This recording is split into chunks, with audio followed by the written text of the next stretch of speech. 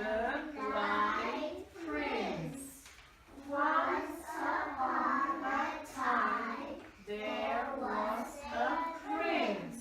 He was blind. He was always bumping into things.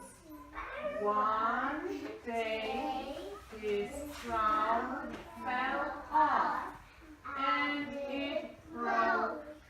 He started to cry. He went to sleep. Suddenly, a fairy appeared. She waved her magic wand, and the crown was fixed. When the prince woke up, he could see again. All of the people in the village had a big celebration.